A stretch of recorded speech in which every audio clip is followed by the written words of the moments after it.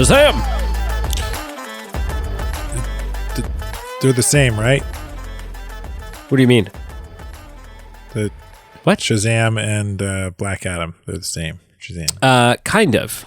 Yeah, in a weird, and so Shazam is Black Adam in the same way that Shazam is kind of Captain Marvel, but not that Captain Marvel, but also kind of Captain Every Power Jr. or some stupid shit. Like, oh my God. Hello and welcome to the Movie Men Podcast, where we use the same MacGuffin every time. Yes. and also the B team, Yeah. Oh yeah, we're the B team. I'm Brady. And I'm Carl.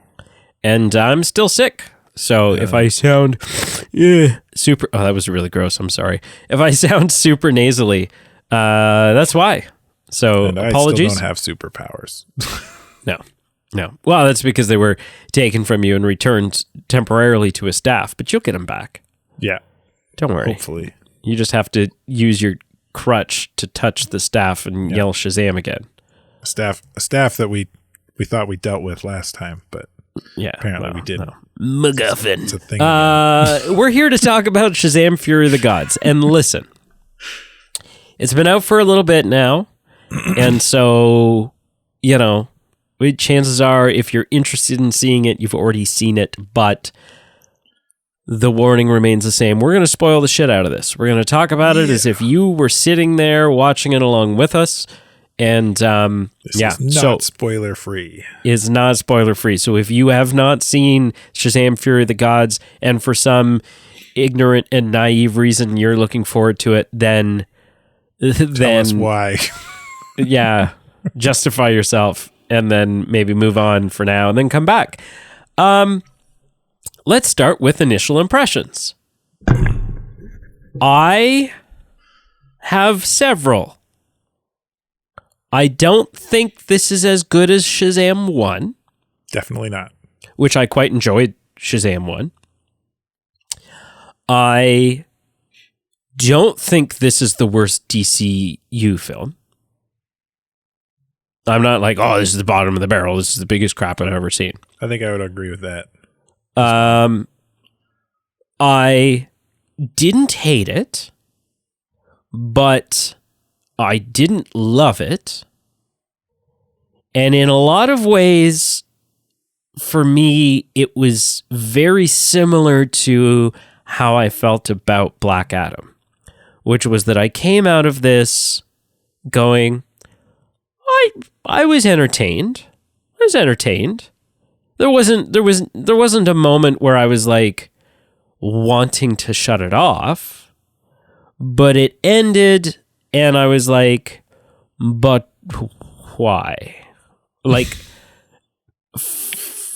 why? And so ultimately, I'm not going to go out and say that I'm not going to start this by saying I like Shazam! Fury of the Gods, but I'm also not going to say that I hate Shazam! Fury of the Gods, because it did keep me entertained.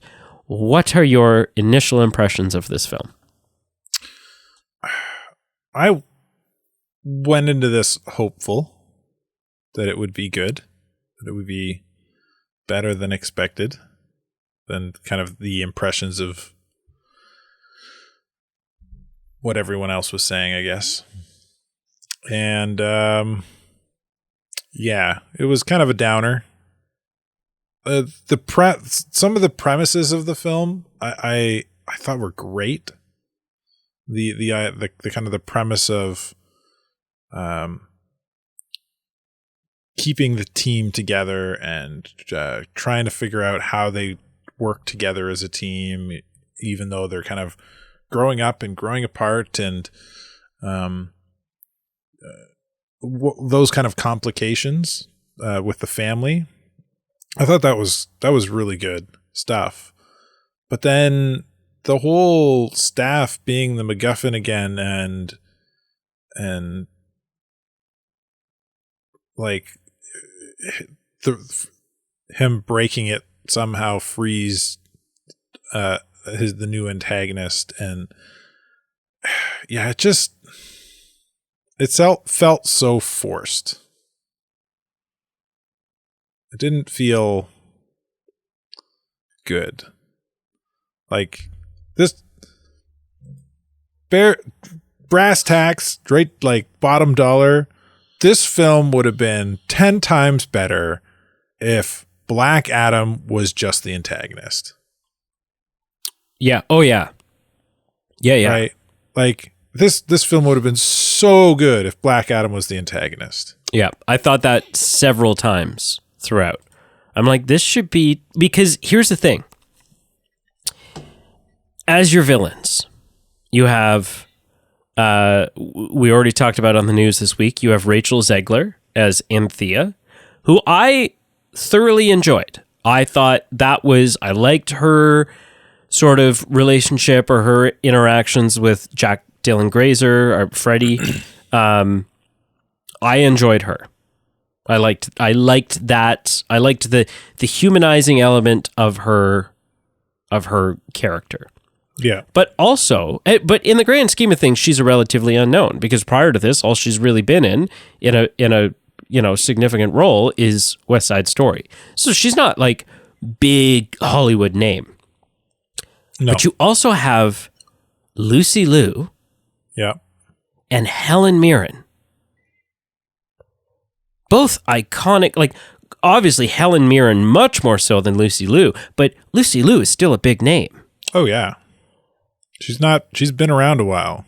And I'm going to, and tell me where I go off the path here. Tell me where I start to stop making sense. They are both wasted in this film.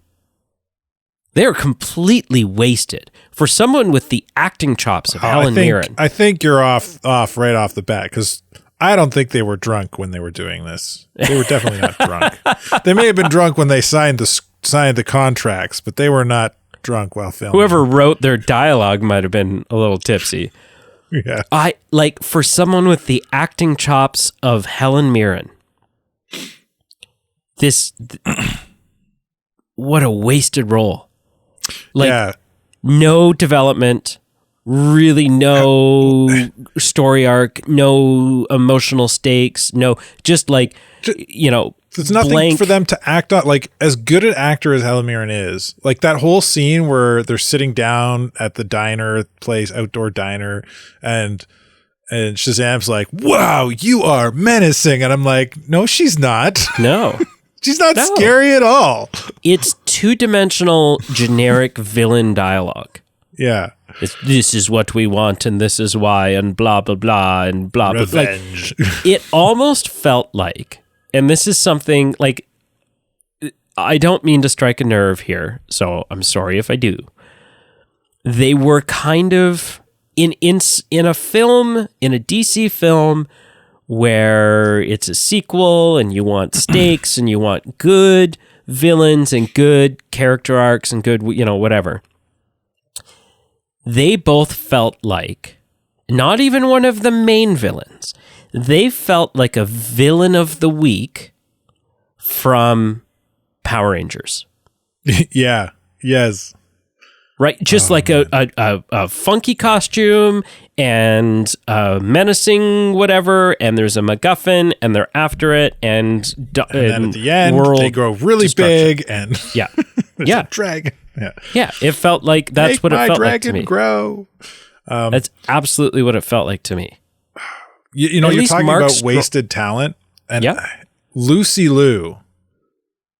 What is Lucy Liu known for? Charlie's Angels. Charlie's Angels. What is else? the thing I would say she's most known for. Yeah.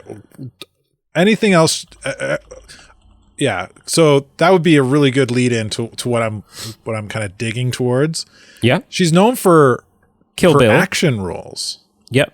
Like, she's a very talented martial artist. Yes. I don't think she throws a single punch in this film. No, she just rides a dragon. Talk about wasted talent.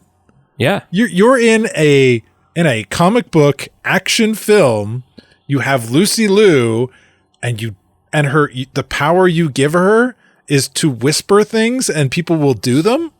Yep. What? Waste Waste. Yeah. Useless. Yeah, why? Lucy Liu, looking at our action roles, we've got Charlie's Angels, we've got Kill Bill Volume 1 and 2, obviously. Yep. She was on an episode of Sesame Street. Like, she... Yeah, the fight between her and Grover, man. Oh, it was intense. Waste of good talent. Yeah. Oh, man. Yeah, man. It's genuinely shocking to me how bad they were in this film. And it's not their fault. No. Nobody's saying Lucy that. Liu. It's not Lucy Liu and Helen Mirren's. It's not. It's the fact that Calypso and Vespera were just horribly written characters. Yeah. Horribly written. So a good actor can only do so much when all they have is a bag full of burning dog crap. Yeah, bad writing and shit directing, and there you go. You're off to the races, right? Yeah. Like, it's so disappointing. Visually, I have no issues with this film. There was a couple of times where I'm like, man, comic book CGI is just not always on par with, like, I'm like, you could have made this look a little better. You could have made that look a little bit better. But there was nothing like jarring, like, oh, the CGI in this was just awful. Yeah. It is still, in some ways it's weird because it kind of feels like the Shazam films in the DCU have felt like if any film in the DCU could be mistaken for Marvel films, for MCU films, just in like tone and color palette and levity of the dialogue, because the DCU has been dark, like heavy. Yeah. Like just a heavy, grim, like upsetting kind of story, and tone and color and whatever else. Whereas Shazam's always kind of broken that mold. So but that's not even a praise. It's just an observation. Mm-hmm. I don't know. Yeah. And then Gal Gadot showing up as Wonder Woman. That was jarring. Just out of the blue. She's just there all of a sudden. I thought the whole, her body, and it was obviously that did not seem like Gal Gadot's body because the arms were like skinny as hell and the didn't one look where like he's Wonder dreaming? Woman. In the dream sequence? Yeah. That was great. That was great. I had no issue with that. I was like, that's fun. It kind of reminded me of when Superman's body shows up at the end of the first one, but it's not Henry Cavill because, I don't know, they couldn't get Henry Cavill, or why pay Henry Cavill big bucks to be in 4 seconds when we can just show the body. That was great. That was great. I had no issue with that. It makes sense. He'd be dreaming about Wonder Woman and so on and so forth. But this whole like ridiculous, she's just all of a sudden there. And I mean, it's the realm of the Greek gods and she is the daughter of Zeus. Like it makes sense that she would have access to where they are. Know how to get there. Yeah. Know how to get there, blah, blah, blah. Because at first I didn't piece that together, and I was like, whoa, hang on. But then I was like, no, okay, yeah, like daughter of Zeus and so on. But and the dream sequence, like looking back after the dream sequence, kind of seems like they're teeing it up so that this is kind of a payoff to the dream sequence, but it's a dream sequence. Right? Like the dream sequence doesn't need a payoff. It's a dream sequence. Exactly. It was just a goofy kind of, it was a way for the wizard to appear to Billy and get the story through. Dream. Yeah. That felt weird. Felt so weird. And then the post credit scene after that. Oh, with Mark Strong's character coming back from the first one, sitting in his prison cell, talking to a it felt like deja vu. I was like, didn't we get this post-credit scene last time? Isn't this the same thing? Like, and at this point, I was like, what's going on here? And it just further calls into question, what is the direction of, like, who's staying and who isn't? Right? Is Zachary Levi staying as Shazam moving forward in the DCU? Because... Are we talking about the Gunverse now? Yes, because my thought would be, because they've done this before. They did it with the shawarma post-credit scene in Avengers was shot the day after the premiere. A lot of people don't know that. It was shot the day after the film premiered. And then they're like, okay, quick, tack it on to the end of the film. Yeah, I can't remember his name. Captain America had like a big beard. So he had beard that they're covering up with his like fist and some prosthetics and stuff. Yeah. And so like, you can shoot a post-credit scene pretty on the fly, pretty last minute. And so my thought would be like, okay, the film just came, like, there must have been time. They knew that this was happening. And so if the post-credit scene that is in the film is simply there teeing up what would have come had not been for the dissolving of the current DCU, then that seems weird to me. Because it certainly is a tee-up, right? That's a tee-up, and what's the mid-credit scene? What was the mid-credit scene? Because that one felt even more like a tee-up. Mid-credit scene. It was the two agents from... yeah. Showing Waller up. He's like and all in this the middle stuff. of nowhere.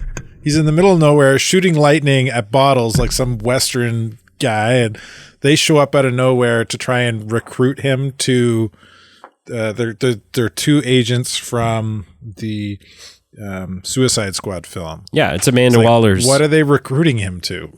So my thought when that was playing was like, okay, this would make sense because we know that like the first TV series that we're getting, or the first live action TV series that we're getting in the Gunverse is an Amanda Waller show.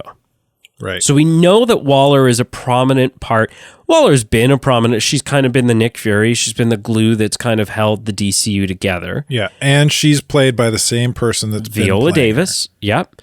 And so we know that Viola Davis's Waller is going to be a prominent part of this Gunverse moving forward. So if you're keeping Zachary Levi as Shazam moving forward, which I think he embodies the role fantastically, then this makes sense. Then this is, and there's like almost no special effects in this shot. So you could have shot this very last minute.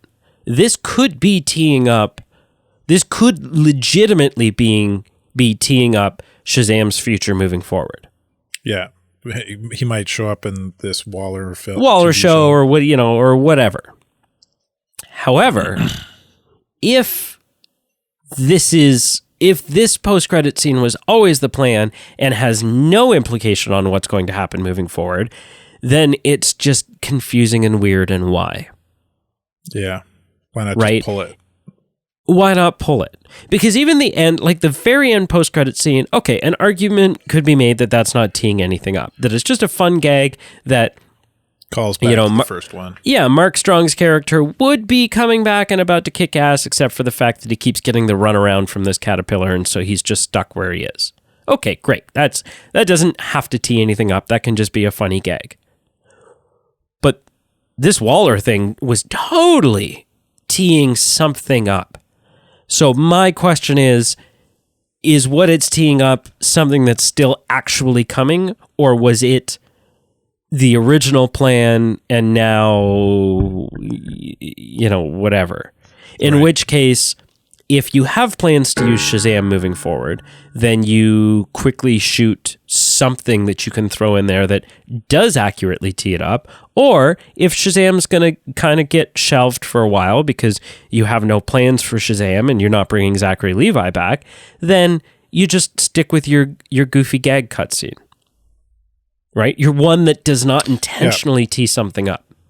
Yeah, it just what you're saying, I don't disagree with it at all, but it just goes to further add confusion to what the heck is Gunn's plan. Yeah. I have faith in the plan. We just don't know what it is. Yeah, that's kind of what I'm saying. Like, what is he doing? Because initially when he was announced as kind of rebooting DCU, we thought everything was going in the dumpster and being burned. Yeah. Seemed like a hard not reboot. Everything is. And so what is and what isn't, and it's just like a big kind of, as for people like us who aren't in the know, sitting with James Gunn and planning this stuff out, it's kind of like throwing darts at a wall blindfolded for us, making guesses. Yeah. I still hypothesize. Oh, yeah. Which is always fun. I still hypothesize that The Flash is going to play a role. The Flash movie is going to play a role in explaining why it's the same but different. Yeah. Well, it being the Flashpoint event storyline. Yeah. He's breaking universes and he's changing the world, and he's like, it just makes sense. If that's not how they do this, it'll be really hard to convince me that wasn't a missed opportunity. Oh, everybody will think it was a missed opportunity. Yeah. Anyway, let's talk about things we liked about this movie. Was there anything you liked, things that stood out to you, like that were really fun and you enjoyed? I continue to love the dynamic of the parents. The parents interacting with each other, interacting with the kids. Yeah. It's so heartwarming. Yeah. And I actually teared up when the mom is kind of saying her potential goodbyes. She's like, I just want to see Billy. So he un-Shazams, and they have this face-to-face, and they're both crying, and he's talking about, I get it. I know I'm aging out. You don't have to keep me. And she says, Billy, you will never age out of your home. And they're crying, and he says, I love you, Mom. And they've like set that up as, he still hasn't called her Mom. And he's, that wrecked me. I was like, oh, this is so, there's like a moment where I was like, this is a really great moment in an otherwise mediocre movie. So that I really liked. I liked Steve the Pencil. Yes. Oh man, if you didn't mention it, I was gonna. Yeah. I don't know why I liked it so much, but I just did. Like every scene with Steve was great. I think what it was that it seemed like this sentient thing, and it kind of does have sentience, I guess, but it's more like what AI is now. It's more like his speech to text. Yeah, like thing. Like them sending the letters. Yeah. Oh, that's really good. Should we proofread it? Should we? Yeah. Nah. Steve's got it. Just send. Yeah. That's so good. That was really funny. Yeah. I thought the Rock of Eternity, their hideout and what they've done to it as a whole, and how each character kind of made parts of it their own was really cool. Like the smart kid was like exploring and mapping it all out, and a couple of them were just like, no, I'm just gonna chill here. And yeah, it was cool. I liked how they interacted and explored the Rock of Eternity, and that it's not just like this one room with the chairs that they sit down at the end of the first one.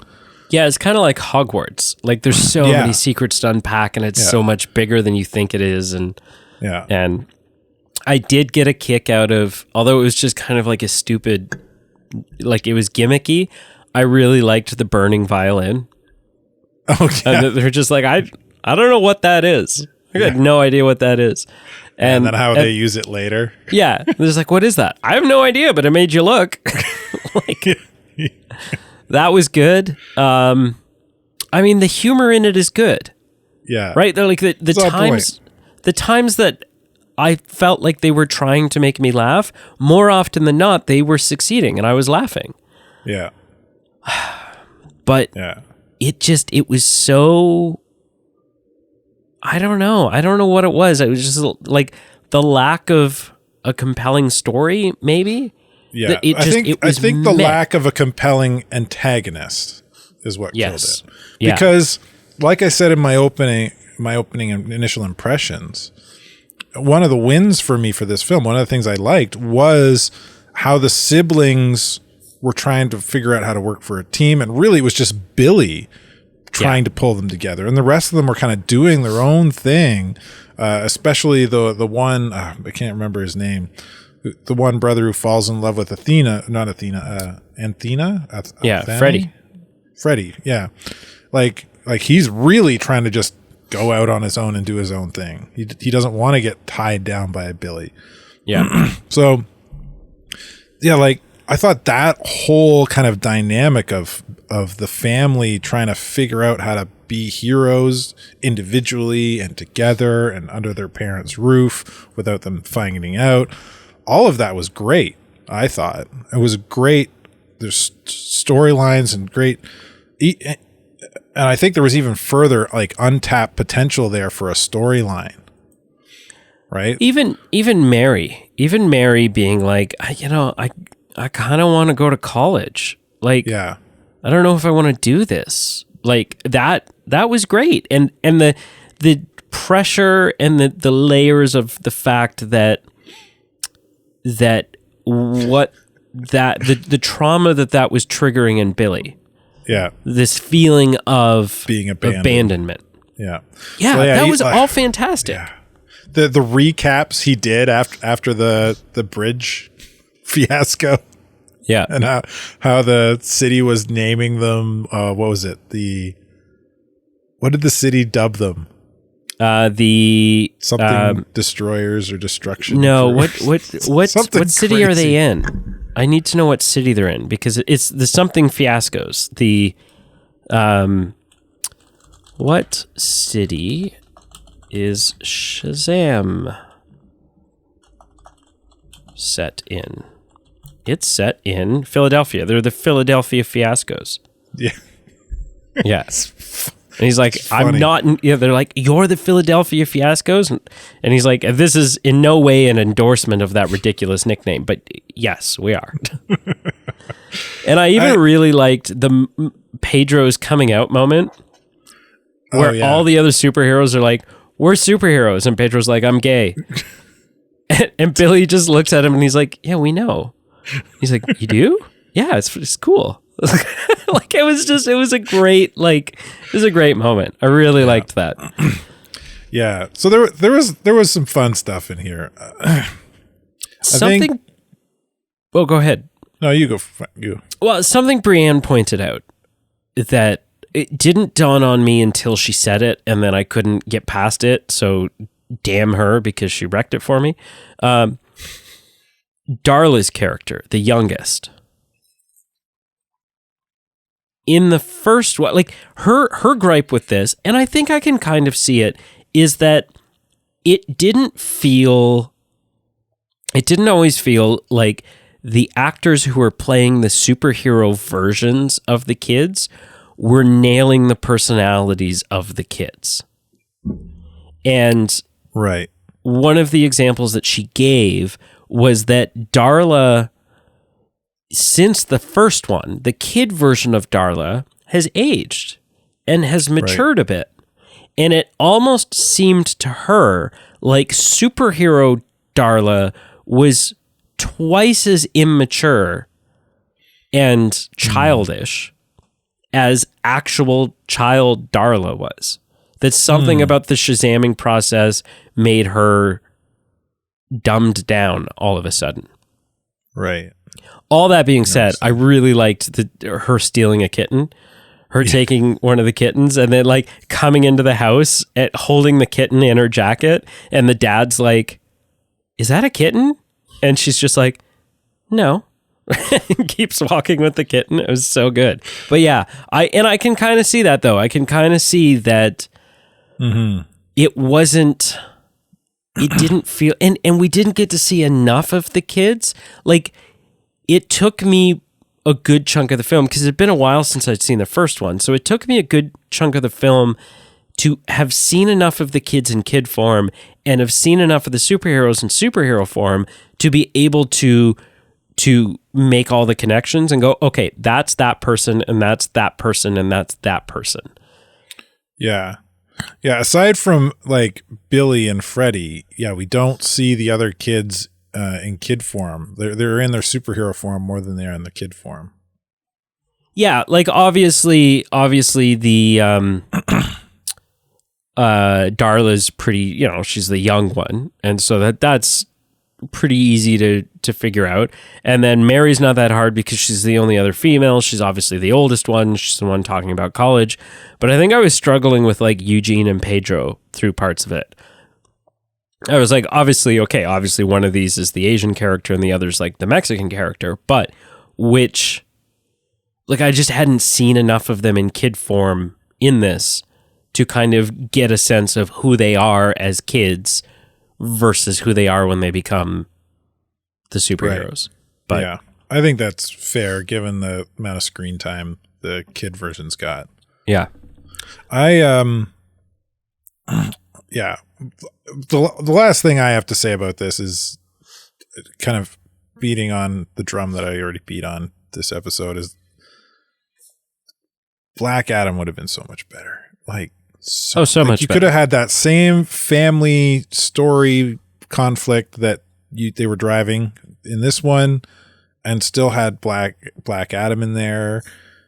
Black Adam could have potentially been like luring Freddy away from the family because he's acting impulsively and like a lone gun, and maybe Black Adam sees something in that. Like, yeah, man, just I can't get it out of my head how much better this film would have been with Black Adam. So, interesting question for you, because yeah, I didn't love this film, but I don't think that it deserves the box office slaughtering that it got. So like the first one made $365 million worldwide, which is not a huge number, but also he was a new character, blah, blah, blah. He was a new character in an already suffering DC universe. Like, it is what it is. This one made less than half. This one made $133 million. This one was a financial disaster for them. And so it wasn't, I didn't love it, but I also don't think it deserved the slaughtering that it got at the box office. But a question that I have for you then is, yes, I agree from a story standpoint, from an entertainment standpoint, from a quality standpoint, this film would have been better with Black Adam as the antagonist. But what do you think, coming off of the financial flop that was Black Adam not that long ago, what effect do you think Black Adam being the villain would have had on this film financially? Because, and I don't have an opinion, I really don't know. Normally, we would say that you put Dwayne "The Rock" Johnson in your trailer and it's going to bring your numbers up, right? He's a draw. Yeah. But he wasn't with Black Adam, and there was a lot of controversy around Black Adam, and it was a total flop. And so do you think that still would have helped? Would it have been like, wow, but it's still, it's still Dwayne Johnson, like, or would the flop of Black Adam have subsequently hurt Shazam! Fury of the Gods even further? Man, yeah, that's a good point. I don't know. I feel like it probably would have hurt its initial impressions going into for people.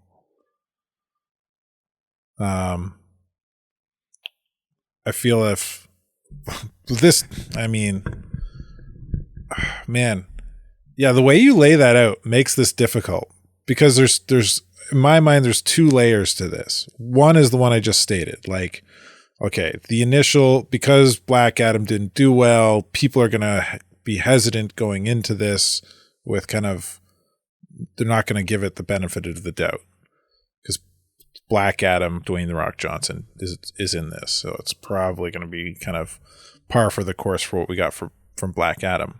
Right. But I think that being said, I think this story would have been a lot better.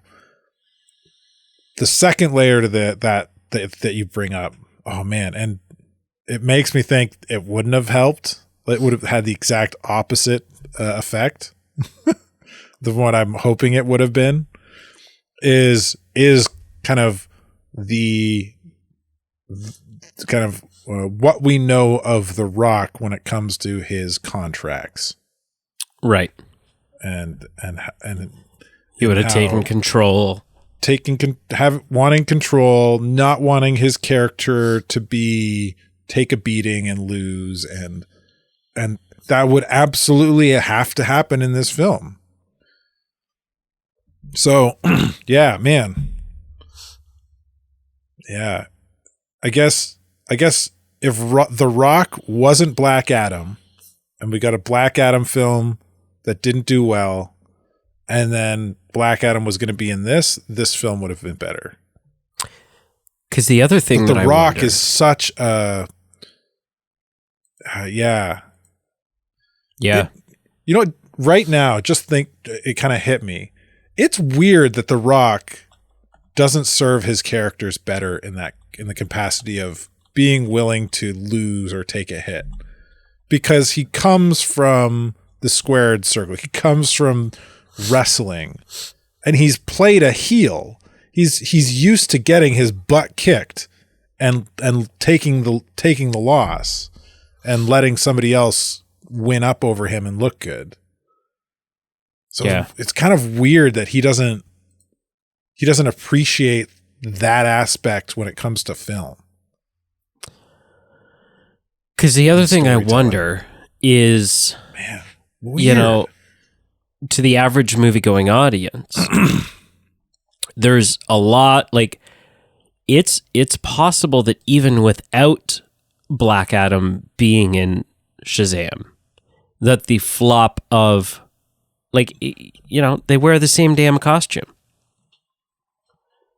So it's quite possible that just from Black Adam doing so poorly, that Shazam is a property that is too closely tied to and connected to Black Adam that hurt it anyways. Yeah. That that the flop of Black Adam hurt Shazam after Dwayne "The Rock" Johnson went in and sort of kneecapped Shazam 2 in the way that he did and didn't allow this character to show up here and apparently was very vocal about not even wanting Black Adam and Shazam to face off together. Yeah. I read a few articles kind of there were rumors that one of the reasons we got the mid-credit scene we did with the Waller's henchmen was because of Black Adam, because of like The Rock kind of swaying things. Because apparently the original post-credit scene wasn't supposed to be Waller's henchmen kind of approaching. No, it was Shazam. Society It was members. supposed to be the Justice Society. Yeah. It was supposed to be Hawkman and someone else. Yeah, and Black Adam and which Dwayne would have Johnson made way said no. more sense because Waller doesn't want to work with heroes. No, and Dwayne Johnson said no. Them. There's no way to control the heroes. Yeah, and Dwayne Johnson said no. You can't have Justice Society members in your movie. So yeah, I don't know. And then I'm kind of like, well, what say does Dwayne Johnson have? I would like. Yeah. I don't know. What did this contract look like? Because if I were DC, I'd tell Dwayne Johnson to go to hell. Yeah. And it just, like I just mentioned, like Dwayne coming from wrestling and being a heel before and having people get over on him in terms of a fight. Just that mentality right there just really confuses me. Like, yeah, he obviously, coming from that world, he understands the importance of letting the hero win and be the good and taking a hit for the story. Why is he so opposed to that in film? Well, maybe that's why he stopped being a wrestler. Maybe, yeah. Maybe that was something he wasn't cool with. It's like he's obviously trying to create some his brand, the Dwayne Johnson brand, right? And be the tough guy that never loses, always the hero kind of thing. But you chose to play a character who's not a hero. At best, he's rarely an anti-hero. Yeah. Right? Yeah, he does nothing but cause a lot of destruction in Black Adam. Oh, man. Yeah, confusing. I don't know. Hot mess. Sir, on a scale of 0 to 10, how would you rank Shazam! Fury of the Gods? Even though it had redeeming moments and there was one storyline element with the family that was also redeeming, I gotta give it like maybe a 3 or 4. Yeah. I'm gonna go with 3. It was bad. It left much to be desired. Yeah. Much. It had so much more potential, and they just, they dropped the ball a lot. Yeah. And what do you give it out of 10, sir? I'd give it a 6. I mean, like I said, I didn't hate it, but it just wasn't spectacular. You give it a Shazam. There's 6 letters in Shazam. Wow. Wow. I did like that in this film. I liked the explanation of the word Shazam. Yeah. Where it comes from. It comes from all the gods. God. I was like, okay, cool. Yeah. And then each sibling is a different letter in that. Yeah. Yeah. Yeah. I was like, okay, sweet. Sweet. I'm for that. But yeah, I give it a 6. Could have been much worse. Could have. That's worth stating. Could have been much worse. It could have been worse. Yeah. Could have been much better. I'm being a lot harder on it than you are, I think. Obviously. Yeah. But could have been a hell of a lot better. Oh, so much better. Yeah. Yeah. Do you know that was a fun fact. You just mentioned Shazam being kind of an acronym for the Greek gods that the powers are drawn from. Yep. Do you know that Black Adam uses he says Shazam to change too? Yes. But he doesn't take his power from Greek gods. No. So it's Egyptian gods and it's sloppy canon, but it's fun. It's just a fun. Did you know? Why? Fact, little trivia. Why? That's literally my question coming out of this movie is why? I don't know. I think I blame The Rock. I think I do too. And and we don't know. We don't know for sure, but when you hear the rumors and the comments coming from people like The Rock himself and other people associated with it, the things that they're quoted as saying and when working on these projects, like everything points back towards him. Yes. Yeah. Which is unfortunate for him and his quote unquote brand. Oh yeah. But this he's going to take a blow from this, I think. Yeah. I'm not I look when I look at him and his upcoming projects, I'm going to look at them with less interest for sure. Oh yeah. I mean, for the last little while, it hasn't been like I don't know. It's not like he's been blowing it out of the park. He's never really, like, he's had some pretty big blockbusters, but nothing amazing. He's never done anything crazy amazing. Yeah. I mean, the one of the biggest franchises, I guess. Now, I mean, obviously, there's the Fast and the Furious franchise, which he's not a part of anymore because of his feud with Vin Diesel. Which, I mean, I don't know, is maybe becoming clearer and clearer as to why that might be. Maybe Dwayne "The Rock" Johnson's an ass. I don't know.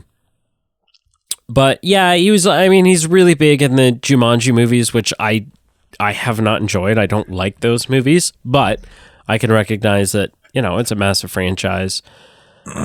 Yeah. Skyscraper was great. San Andreas was great, but it's not Jungle Cruise, Jungle Adam. Cruise, the Tooth Fairy, which is actually not a bad film. Tooth Fairy? Yeah, it's actually not a bad film. But yeah, aside from that, it's just kind of, obviously no performance will ever beat what he did in Scorpion King, but that's...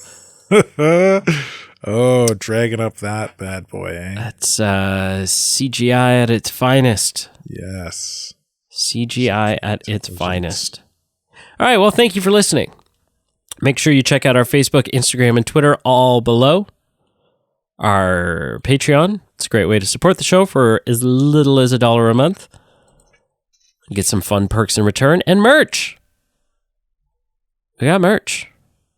Merchy merch. The merchiest of the merch, some might say. Mm-hmm. And I can neither confirm nor deny. But I certainly would not deny. You can get that merch. You can get that merch. Get it. I dare you. I implore you. Get that merch. Have to get the merch. And until we reconvene next time. Shazam? Shazam!